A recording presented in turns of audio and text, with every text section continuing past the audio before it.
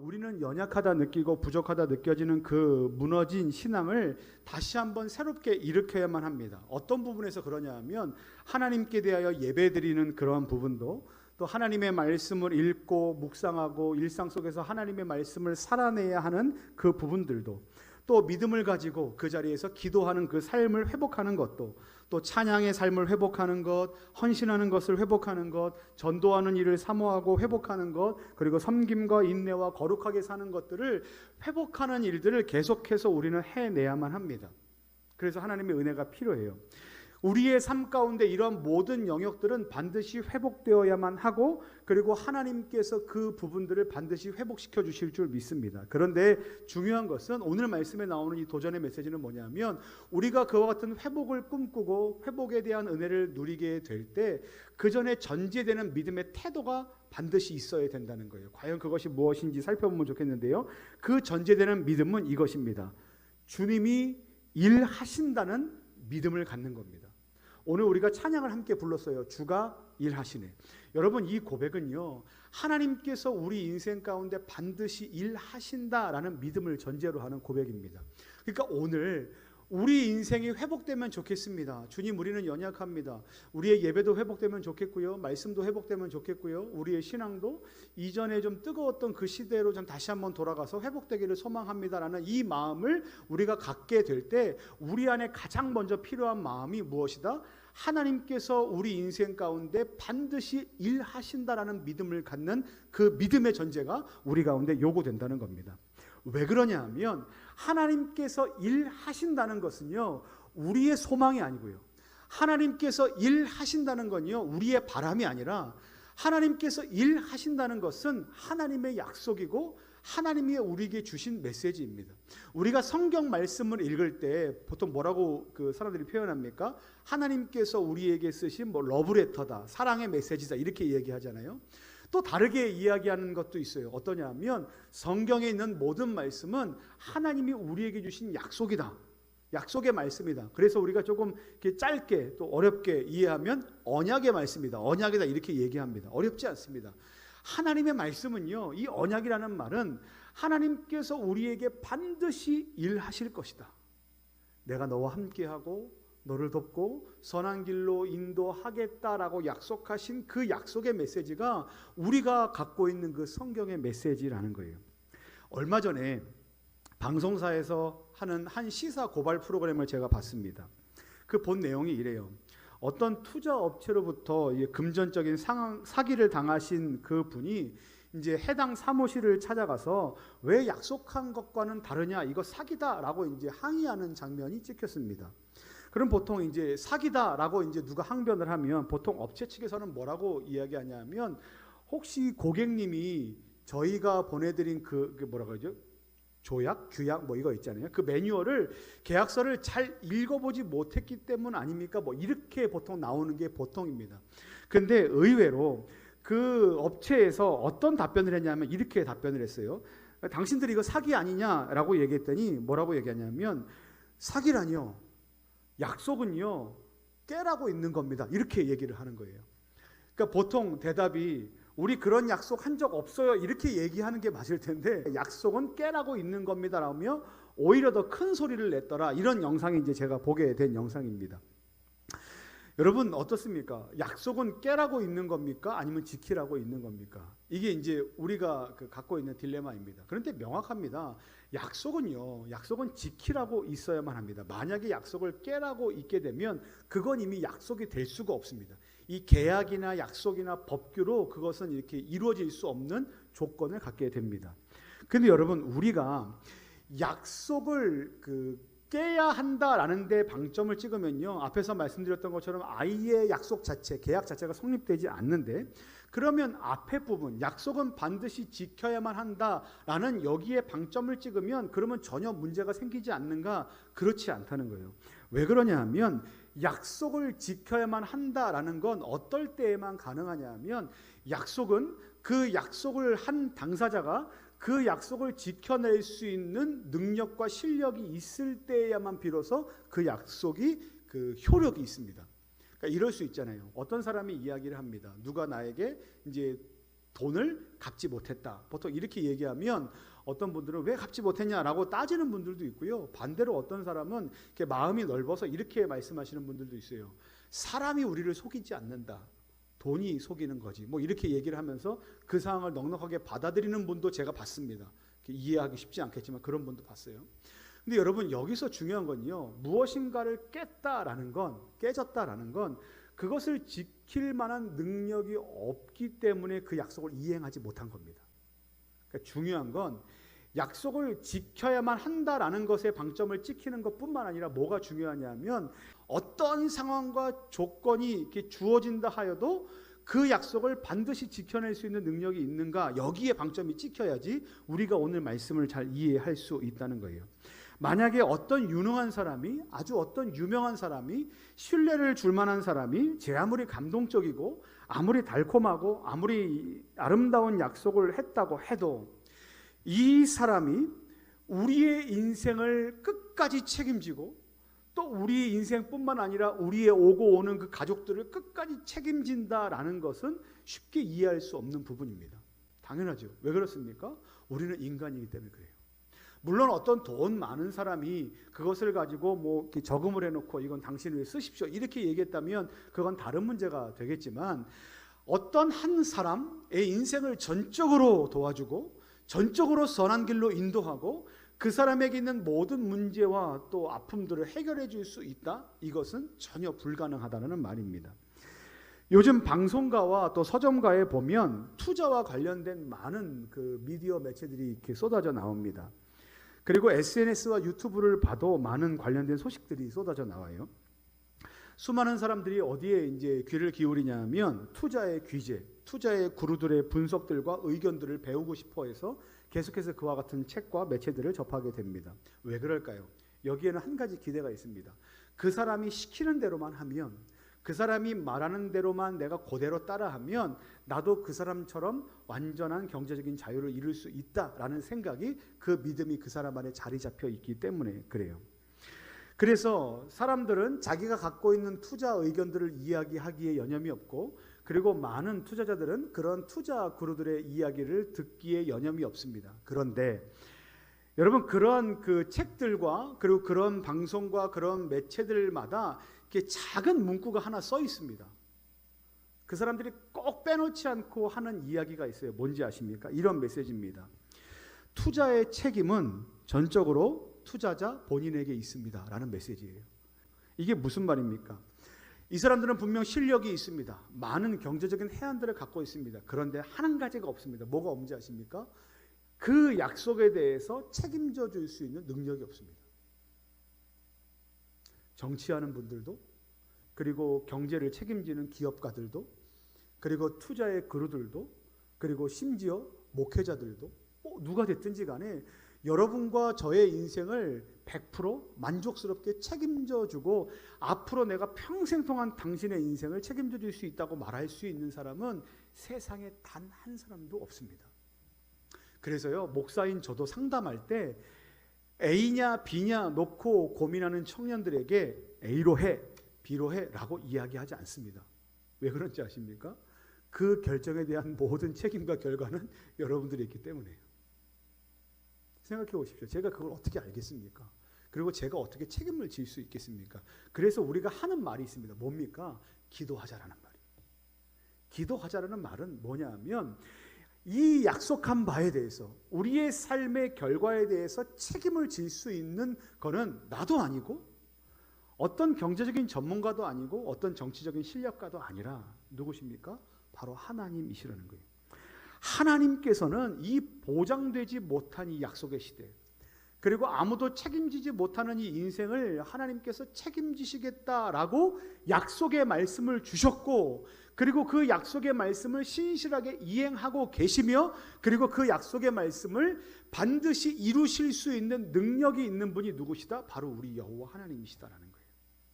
누구든지 지혜가 부족하거든 모든 것을 후히 주시고 꾸짖지 아니하시는 하나님께 구하라, 그리하면 주시리라. 이 말씀이 여러분 뭐 같으십니까? 우리가 구하면 주시겠다, 여기에 방점이 찍히지 않고요, 뭐냐면 우리가 구하는 것을 하나님은 주실 수 있는 분이시다에 방점이 찍히는 거예요. 하나님은 그런 분이십니다.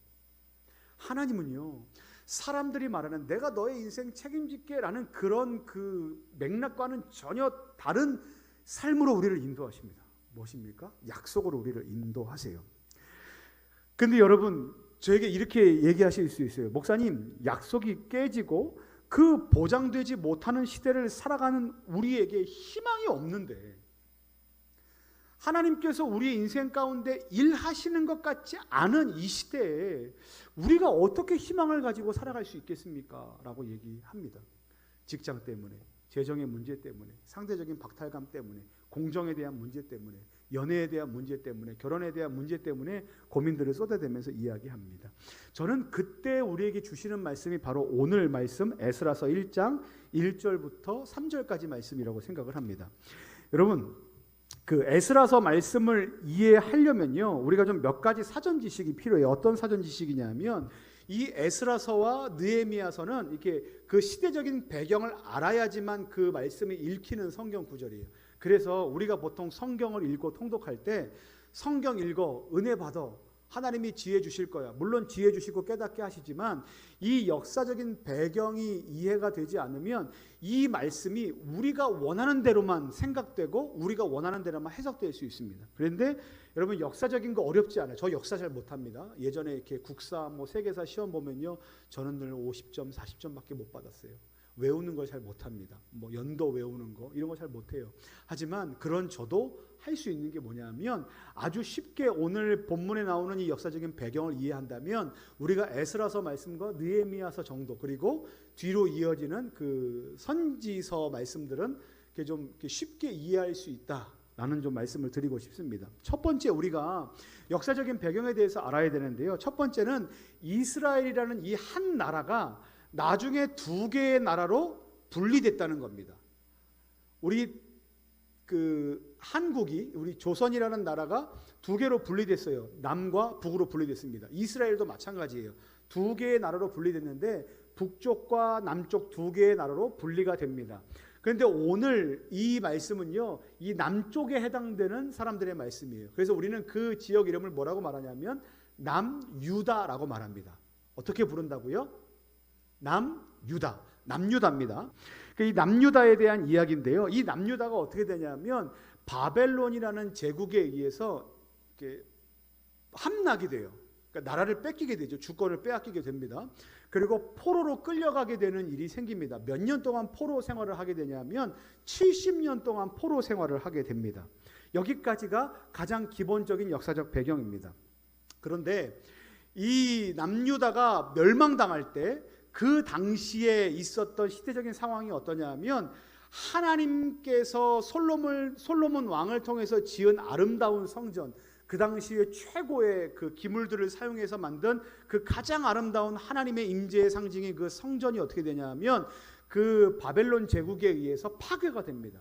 성전이 무너졌어요. 자, 아까 제가 말씀드렸습니다. 성전은 하나님의 임재의 상징입니다. 하나님의 집이에요. 그런데 하나님의 임재의 상징인 성전이 파괴됐습니다. 그러면 남유다 백성들 가운데 상징적으로 하나님께서 함께 계신다, 안 계신다? 안 계신다라는 마음을 이 사람들이 갖고 살아가는 거예요. 왜냐하면 우리가 죄악 가운데 있어서 하나님께서 벌하셨고 벌받은 결과가 뭡니까? 포로 생활 70년이잖아요.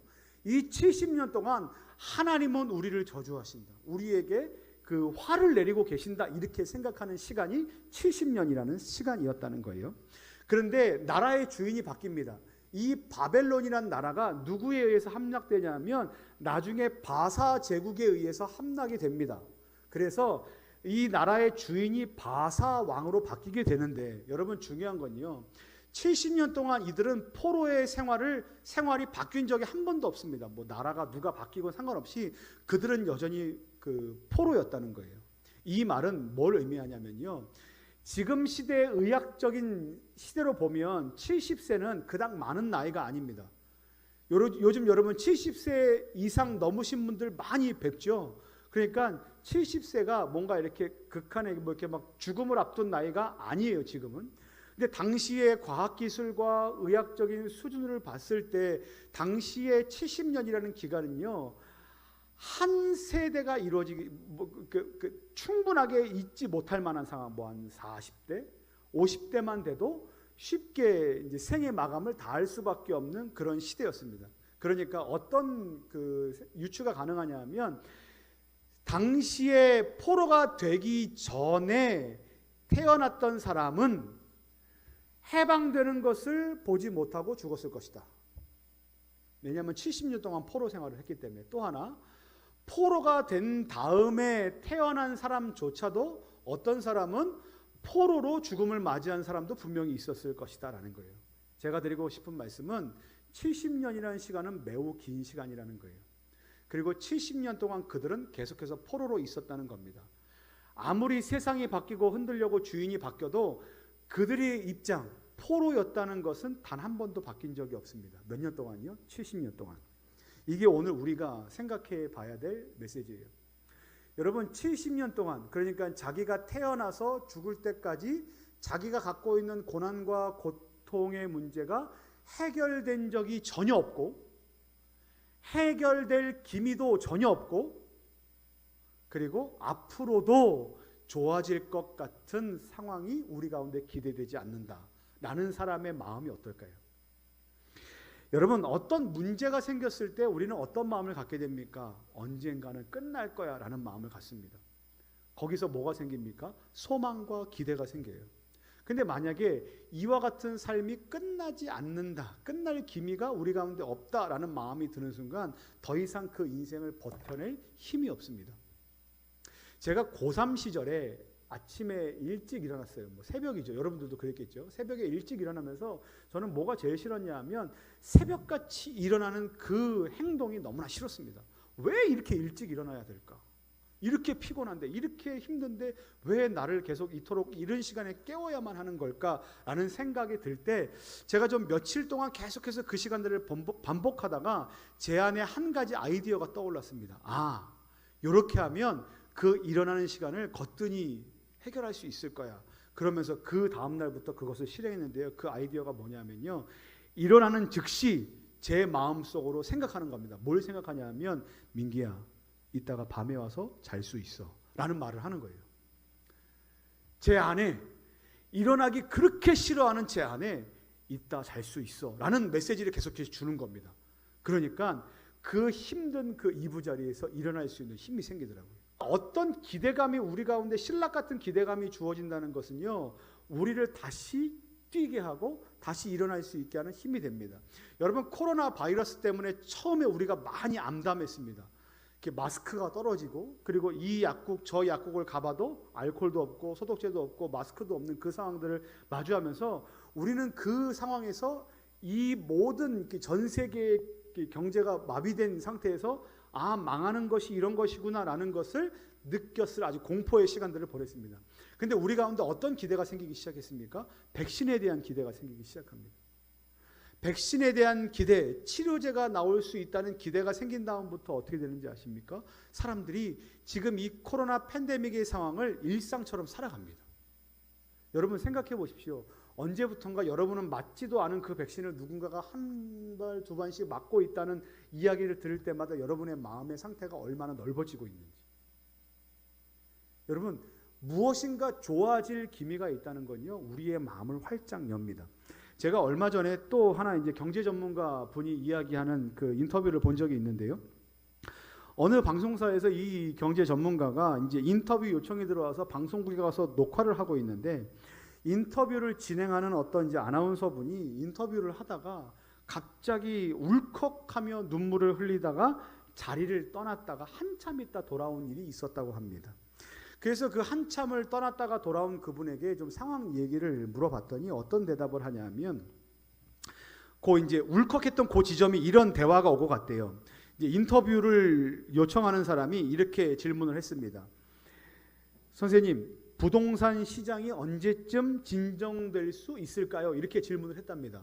우리 지금 다 관심 있는 거 아닙니까? 뭐 계속해서 다 모든 사람들이 그 관심을 두고 있는데, 이 전문가분이 이렇게 대답을 했어요.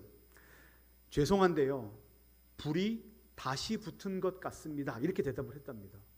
그러니까 아까 그 기자분이, 그러니까 그 아나운서분이 울컥하고 울음을 터뜨리면서 나갔던 그 원인이 여기 있어요. 불이 다시 붙은 것 같다. 여러분 생각해 보십시오. 어떤 사람이 공식적으로 일을 하면서 이렇게 인터뷰를 하고 있는데 어떤 대화를 나누다 갑자기 울컥하고 나가버리는 일이 있다. 이러면 이게 가능하다고 생각하십니까? 왜 그럴까요? 왜 여기서 울컥했을까요? 왜냐하면 이 질문을 주고 있는 이 사람이 여기에 해당되는 사람이기 때문에 그래요. 무주택자랍니다. 아주 유능한 직종에 있고 많은 월급을 받고 있지만 그럼에도 불구하고 이 시대적인 상황으로 부동산 가격이 치솟는 이 상황 가운데 집을 마련하지 못한 자기의 상황을 보고 혹시나 소망이 생길까 봐 공식적인 자리를 빌어서 질문을 했는데 불이 다시 붙었다라는 얘기를 듣자마자 자기의 삶 가운데 있는 이 상황에 소망이 없었다고 생각한 거예요. 조금 좋아지면 자기의 삶이 바뀔 거라고 생각했는데 바뀔 수 있는 여지가 전혀 없다는 거지요. 그때 눈물이 터졌다는 겁니다. 여러분 지금 이러한 상황은요, 이러한 질문에 있는 사람들 뿐만 아니고 그리고 오늘 성경 본문에 있는 사람들 뿐만 아니라 저와 여러분들에게도 동일하게 주어진 말씀입니다. 오늘 말씀에 보면 포로로 끌려간 남유다 백성들이 어떤 기대와 소망이 있어야 하는데 세상의 주인은 계속해서 바뀌고 있다고 생각하는데 세상의 정치적인 상황은 계속해서 바뀌고 있다고 생각하는데 자기들의 삶의 처지는 여전히 포로라는 사실을 보고 낙심할 수밖에 없는 상황이었다는 거예요. 그때 과연 그 남유다 백성들 가운데 소망이 뭐였겠는가? 어떤 소망이 있었겠는가? 여러분들은 지금 어떤 소망을 갖고 있습니까? 아까 어떤 분이 이렇게 얘기를 하더라고요. 당신은 꿈이 뭡니까? 제가 옆에서 가만히 듣다가 지금 시대를 살아가는 청년들에게 꿈에 대해서 묻는다면 도대체 뭐라고 답할 수 있을까? 꿈은 꿀 수는 있는 것인가? 그리고 꿈은 꾸면 되는가? 그리고 꿈대로 이루어질 것인가에 대한 많은 의문들이 생기는 시점입니다. 그러니까 여러분 우리는요 꿈꿀 수 없는 시대를 살아가고 있어요. 그리고 여러분들은 더더욱 그런 시대를 맞이하고 있습니다. 그래서 뭐 디스토피아에 대해서 얘기하는 것도 아니고요. 여러분의 삶은 암울하다라는 얘기를 하는 것도 아니고 제가 여러분들의 삶을 아주 잘 안다라고 말하는 것도 아닙니다. 저는 잘 모릅니다.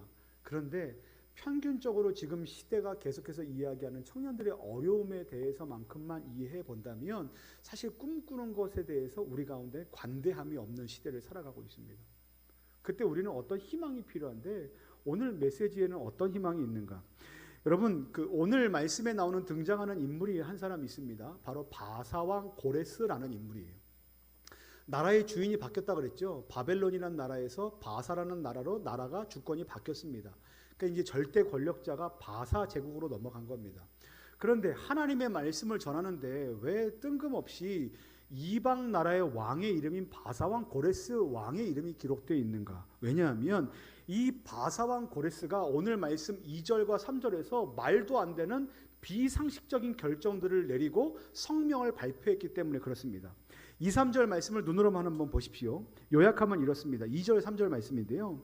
이 바사왕 고레스가 성명서를 발표했는데 이 바사왕 고레스는 이방 나라의 왕입니다.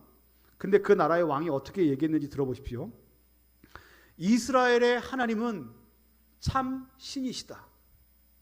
두 번째, 하늘의 하나님 여호와께서 세상 모든 나라를 내게 주셨다. 세 번째, 하나님께서 내게 하나님을 위한 성전을 건축하라고 명령하셨다. 네 번째, 하나님의 백성된 모든 자들은 다 일어나 예루살렘으로 올라가서 하나님의 성전을 건축하라. 이 메시지를 누가 했다고요? 이방 나라의 왕인 바사왕 고레스라는 사람의 입술을 통해서, 그것도 공식적인 조서인 성명을 통해서 발표가 됩니다. 여러분, 국교가 하나님을 믿는 그 유대교가 아니에요. 그러니까 하나님을 믿는 그 신앙이 그 시대적인 정신이 아니에요. 그 나라의 국교가 아니에요. 그 사람이 그런 사람인 줄 아무도 몰랐어요. 그런데 그런 이방 나라의 왕이, 그 제국의 왕이 성명서를 뉴스에서 발표하는데 이렇게 발표하는 겁니다. 이스라엘의 하나님은 참신이시다. 하늘의 하나님 여호와께서 세상 모든 나라를 내게 주셨다. 이게 무슨 말씀입니까? 하나님이 유일한 하나님이시고 그 하나님께서 내게 왕의 자리에 앉게 하셨고 내가 지금 이 나라 저 나라를 이렇게 통합할 수 있는 근거가 누구에게 있는가? 하나님께서 주신 능력 때문이다라고 지금 고백한 겁니다. 여러분, 보통 왕들이 어떻게 고백합니까? 잘 되면 내 탓, 안 되면 뭐 다른 사람 탓 이렇게 할 수 있는데 잘 된 상태에서 하나님께서 내게 그 권력을 주셨다라는 고백을 성명을 통해서 발표하라 하신 거예요. 그리고 또 하나, 하나님께서 나에게 주신 미션이 있는데 그게 뭡니까? 하나님의 성전을 재건하는 겁니다. 누가요? 이방 나라의 왕이 얘기합니다. 여러분, 이거는요 완전히 비상식적인 이야기입니다. 그러니까 이스라엘 백성들이, 남유다 사람들이 만약에 우리의 환경들이 좋아진다면, 꿈꿀 수는 없지만 그래도 아주 신락 같은 그 꿈들을 가지고 한번 경우의 수들을 세어봤을 때 이런 경우의 수는 나오지 않는다는 거예요. 생각해 보십시오. 만약에 뭐 우리가 옛날에 출애굽했듯이 뭐 탈출을 한다든지, 아니면 뭐 이 바사 나라가 딴 나라에게 먹혀서 뭐 통일이 된다든지, 해방이, 이런 건 꿈꿀 수 있지만 지금 모든 사람들을 다스리고 있는 이 바사 제국의 왕이 공식적인 자리에서 하나님이 참 하나님이시고 하나님께서 내게 미션을 주셨는데 성전을 재건하라 하셨고, 그 모든 하나님의 백성들아 이제 일어나 너네들 가라, 돌려보내 주겠다, 가서 성전을 건축하라, 이런 메시지를 언제 기대해 봤겠습니까? 여러분, 기대할 수 없었던 상황 가운데 나왔던, 기대할 수 없는 메시지가 그들의 인생 가운데 지금 쏟아내진 거예요. 근데 여러분, 이 일이 어떻게 가능했는지 아십니까? 1절 말씀 보겠습니다. 1절 말씀에 보면 이렇게 기록합니다. 여호와께서 예레미야의 입을 통하여 하신 말씀을 이루게 하시려고 라는 말씀이 전제되어 있어요. 뭐라고 기록합니까? 여호와 하나님께서 아주 오래전에 예레미야의 입을 통하여 하신 말씀을 이루게 하신다. 하신 말씀을 이루게 하신다. 하나님의 언약의 말씀을 이루게 하신다. 하나님의 약속을 반드시 이루신다는 것을 보여주겠다라고 하시면서 주셨던 상황이 바로 오늘의 상황이라는 거예요. 여러분, 약속은 지키라고 있는 것이고, 그 약속이 지켜진다는 건 그 약속을 지킬 만한 마음과, 그리고 약속을 지킬 수 있는 능력과 실력이 있을 때야만 비로소 가능한데, 한 사람에게 내가 너 오늘 밥 사줄게 정도의 약속이 아니라 한 나라의 민족과 세계의 정치적인 모든 이 외교적인 관계가 얽혀져 있는 이 상황을 내가 선한 길로 인도해서 풀어주겠다라는 이 약속을 하나님께서 이루어 주시겠다라고 하시면서 이루어 주시는 이 메시지. 여러분, 이게 뭡니까? 우리는 꿈꿀 수도 없고 기대할 수도 없고 그리고 소망할 수도 없는 그 자리에서 하나님은 그 일을 반드시 이루어 주시는 분이시다라는 말씀을 우리에게 주시는 거예요. 다시 앞으로 돌아올게요. 여러분들에게 좀 질문해 보십시오. 여러분들의 상황이 어떠십니까? 제가 많이 아는 척해도, 누군가가 많이 아는 척해도 모르니까 여러분들이 스스로 여러분들의 삶 가운데 가장 어두운 부분들을 발견해내십시오. 어느 것도 꿈꿀 수 없고 어느 것도 소망할 수 없고 기대할 수 없는, 말 그대로 상식적인 수준에서는, 상식적인 상황 속에서는 내 인생 가운데 어떤 것도 꿈꿀 수 없는, 해결되지 않을 것 같은 그 모든 상황들, 건강에 대한 문제, 관계에 대한 문제, 비전에 대한 문제, 재정에 대한 문제, 제가 많은 상황들을 언급하지만 사실 거기 케이스에 들지 않는 아주 수많은 것들이 우리 가운데 우리의 상황들을 힘들게 몰아가면서 꿈꿀 수 없는 자리로 우리를 몰아갑니다. 그때 단 하나의 희망이라도 있으면 좋겠는데 우리 인생 가운데는 어떤 희망도 없습니다. 그때 주시는 말씀이 뭔지 아십니까? 이 말씀입니다. 여호와께서 예레미야의 입을 통하여 하신 약속의 말씀을 이루게 하시려고. 여러분, 하나님께서는 여러분들을 선하고 온전하고 바른 길로 인도하시겠다고 약속하신 분이십니다. 그리고 그 하나님은 여러분들을 향한 그 약속의 말씀을 반드시 이루시고 성취하실 수 있는 능력의 하나님이십니다. 그렇기 때문에 우리에게 뭐가 있는 줄 아십니까? 때로는 꿈꿀 수 없고, 때로는 바랄 수 없고, 때로는 상식적으로 기대할 수 없는 그 순간 속에서도 우리는 어떻게 할 수 있는가? 꿈꿀 수 있습니다. 기대할 수 있습니다. 소망할 수 있습니다. 희망할 수 있습니다. 왜 그러냐면 하나님께서 우리 가운데 약속하셨고, 하나님께서 약속하신 그 약속의 내용을 반드시 이루실 것이라는 믿음이 있기 때문입니다. 사랑하는 우리 청년 여러분, 여러분의 환경에 몰두하거나 여러분의 환경 가운데 단 하나의 조건도 발생하지 없는, 단 하나의 그 꿈꿀 수도 없는 그 없는 신락 같은 희망들에 집중하는 것보다 우리 인생 전체를 약속하시고 우리 인생을 선한 길로 인도하시겠다고 약속하신 하나님을 바라보시고 하나님을 붙드시고 하나님 앞에 엎드리시고 하나님을 믿는 믿음을 가지고 이 어두운 시대를, 어두운 여러분 터널의 때를 잘 통과해 나가는, 잘 이겨내는 우리 모든 청년 여러분들 되시기를 예수님의 이름으로 간절히 축원합니다.